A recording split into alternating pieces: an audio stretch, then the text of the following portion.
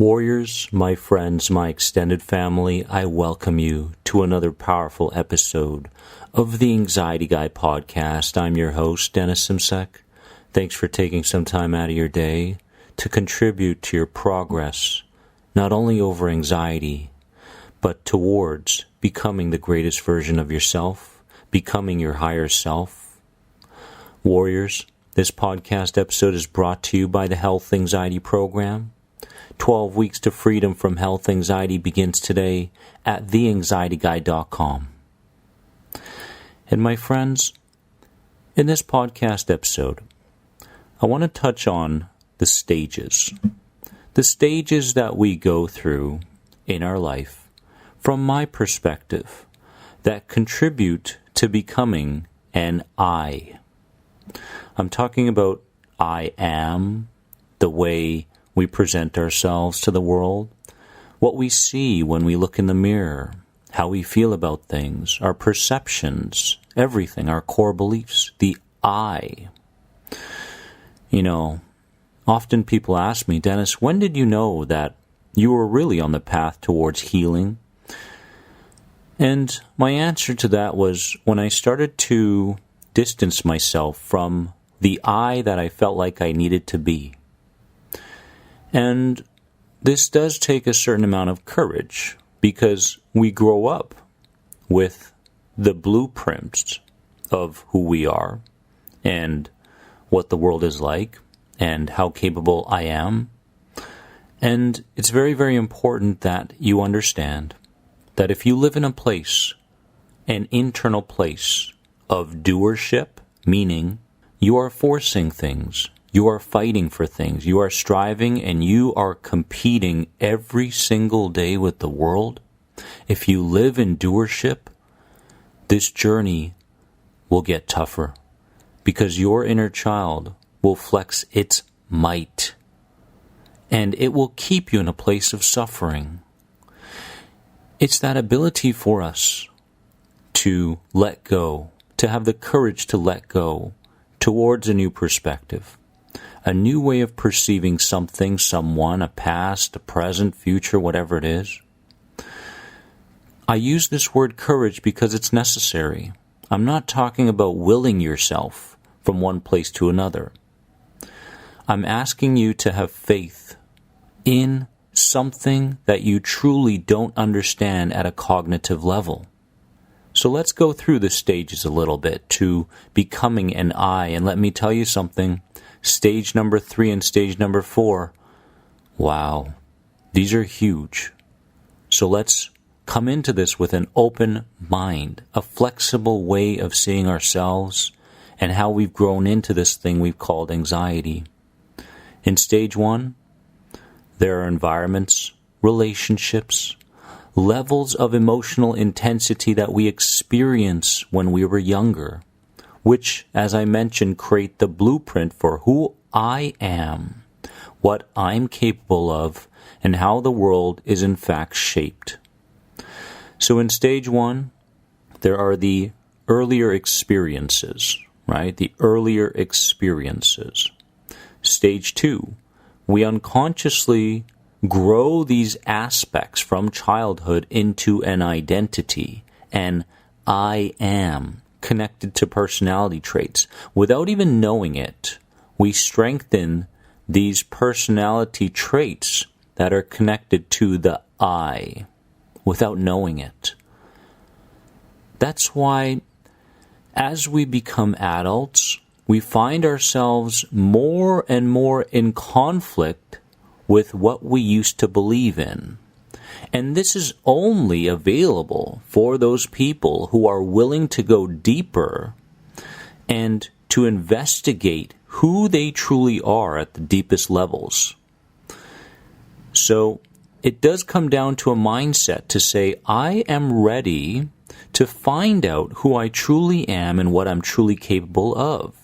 Because we get to a point in our lives where we have opportunities.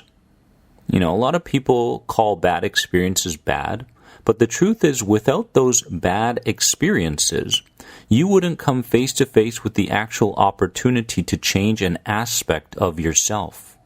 an aspect that you're dissatisfied with.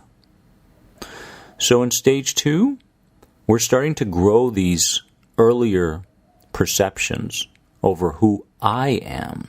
Now, we get to stage 3.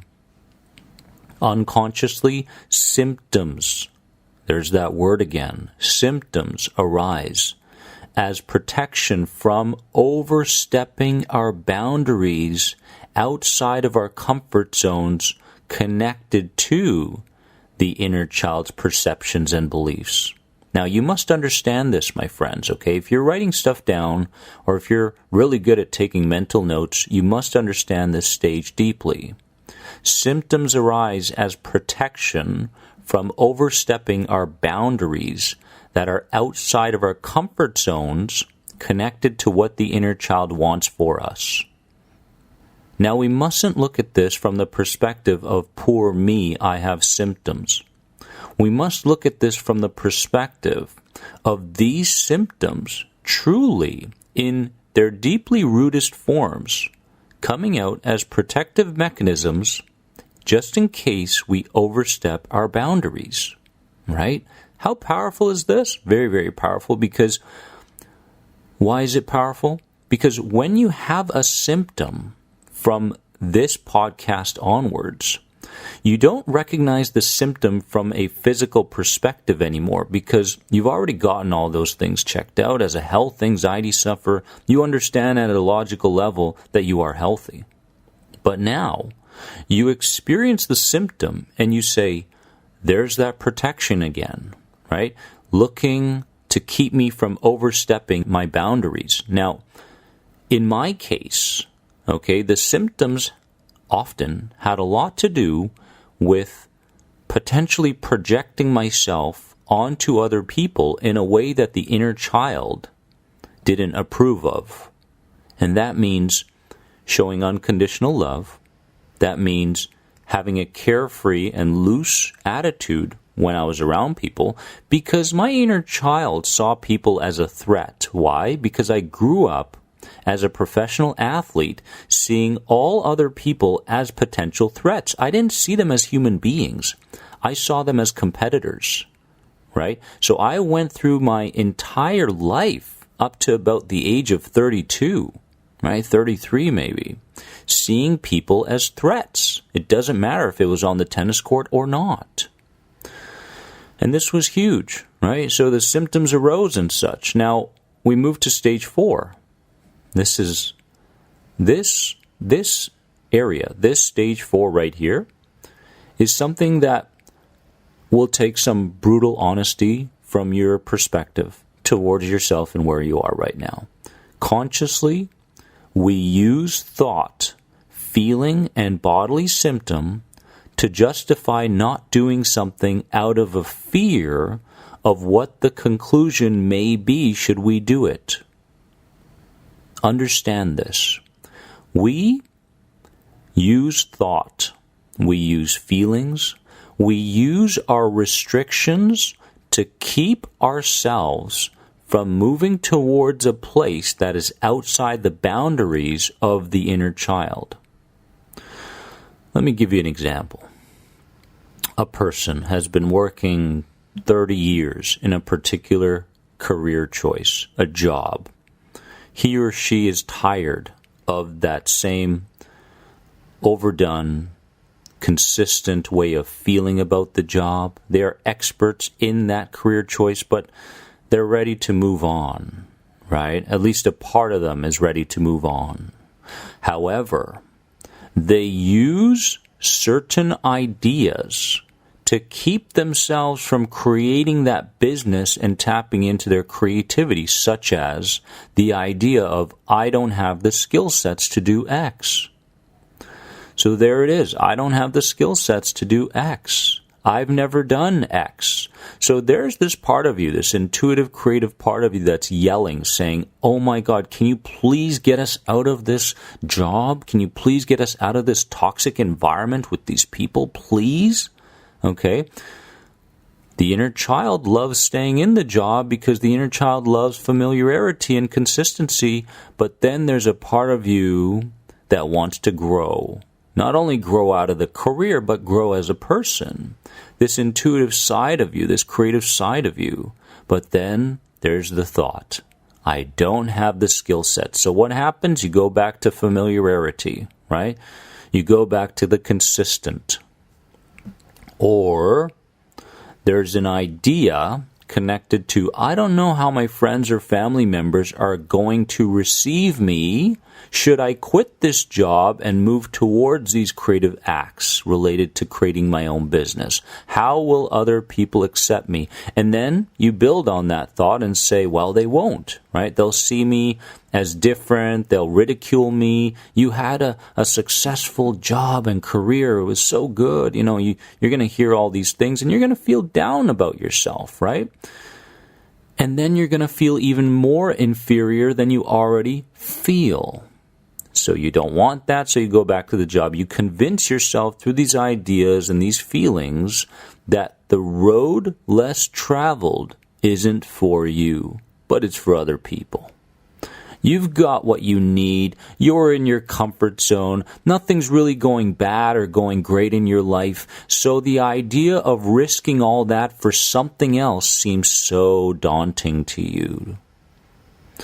So in this stage, we use thoughts, we use feelings, we use our current state. We use all these things as roadblocks to going in that intuitive and creative and that higher self direction. And so, what's the end? What's the end? We live in a perpetual state of fear and tension. That's an important word, tension.